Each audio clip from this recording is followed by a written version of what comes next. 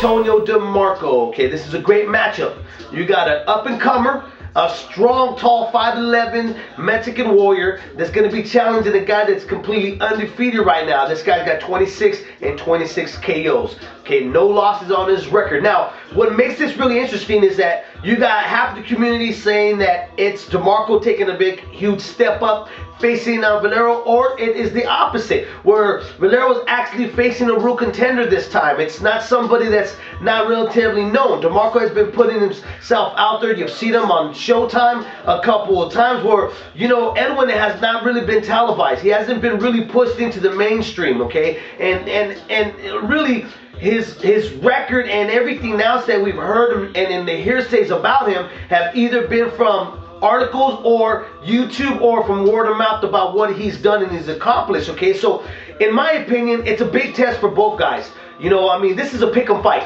It could go either way. You know, DeMarco obviously is the younger guy. He's some would say he's the least experienced guy, but if you kind of look at some of the names that are on his roster, you would have to say, wait a minute, there's actually one name that stands out, and that's Kid Diamond. Kid Diamond went with he won a draw with Casamayor, you know, and he lost to Nate Campbell, and then he gets in with DeMarco to really be a major test for DeMarco, and DeMarco did great fashion in blowing him out. Okay, now when you go with Edwin, you know, the Inca really, honestly, there's really no names there that you could really recognize, okay? And it can all be due to the fact that he has his license taken away from the U.S., you know, having that his head went into a windshield in a motorcycle collision, you know, so not being able to get in those MRI scans, you can't pass them. He has been forced to settle the fight wherever he can lay his gloves at, okay? So it's not really entirely his fault, but now that, you know, it's almost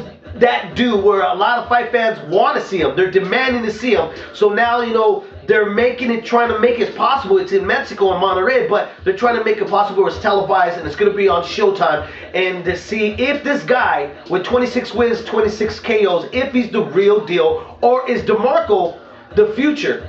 Is he the future right now? Because, you know, Mexico has not had really, honestly, a whole lot of luck with their fighters for the last year. So this is a new beginning. So this is a lot of stuff. There's a lot of stuff weighing between these two warriors stepping in the ring. One obviously wants to keep his record intact. The other one obviously wants to revive, you know, the fighters from Mexico and show, hey, I'm the real deal here too, even though I'm the up-and-comer, but I'm going to show that this guy is basically human. Now let's break down this fight. DeMarco has been hurt before. He does have a loss, but it was earlier in his career. But look, if you look at everything he's been doing, gradually he's been building up, you know. In all honesty, right now you have to put both guys in that B, trying to break out of the B level and get into the A level, okay? And facing each other, obviously, is going to take them to another level. Now, DeMarco is 5'11", tall, strong, really basic skill, very average hand speed, okay? But he's a pressure fighter. He's a guy that comes forward and he throws everything from a textbook stance, okay? He likes to, you know, drop, come back under with an uppercut. Where Edwin's a little bit different, you know. He's a conventional, he's in his conventional stance, but he likes to drop his hands down here, okay? And he likes to just start winging. He likes to throw them wide. He likes to come in and he likes to rough you up. You know, if you watch any of his fights, or if you've had a chance to watch all of his fights, so that, you know, you can catch and get a hold of, you've noticed that he likes a dirty fight. He's not into making anything look pretty. He doesn't care about looking flashy. He just makes it an ugly, ugly fight, okay? And that's pretty much what you're going to see when he steps in the ring with DeMarco. You're not going to see him try to do any head movement. You're not going to see him try to hard pivot out of the way. You're not going to see him shoulder roll and then counter. You're just going to see a basic guy that's going to come forward and he's going to start dropping his bombs, okay? And, you know, the same thing. He's not the fastest guy in the world either, but he's real consistent. He keeps that pressure on.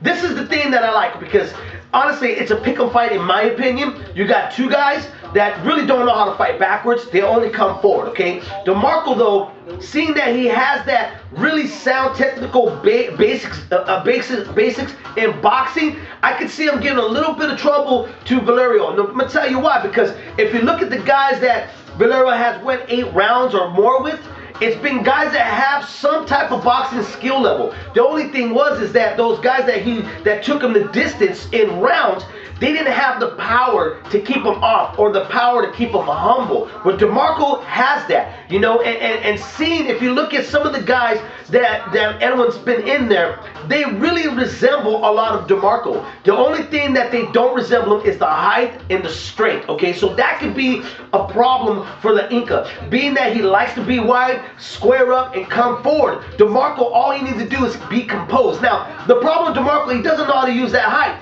You know, he likes to crowd his punches sometimes and try to get in there in the mix. Now, being that Edwin is a big puncher, 26 wins and 26 KOs, that's really what spells for his danger, okay? But he's going to have to be really intelligent in this, and really honestly, he's going to have to take his time. He's going to have to try to drag out, you know, Edwin out to a little bit more into the later rounds. Not try to blow him out fast, because if he tries to go at him fast, you know, Valero has been in that position before where he knocked out his guys in the first and second round, because he likes it when you mix it up with them. You know, it's a guy that's going to be dangerous every time out. DeMarco to me is a gradually guy. You got to oil up his wheels and stuff and get him going. But once you get those wheels going, about the third, fourth round, he gets stronger and stronger and stronger and stronger. Real typical Mexican fighter. So that's why you would want to see DeMarco kind of drag out those rounds, not those early rounds. Now, do I see DeMarco getting dropped in this bout? I do see him getting dropped in this bout. But I see him getting back his composure, getting back up, and being able to kind of keep him off, because he has that much power in his hands too.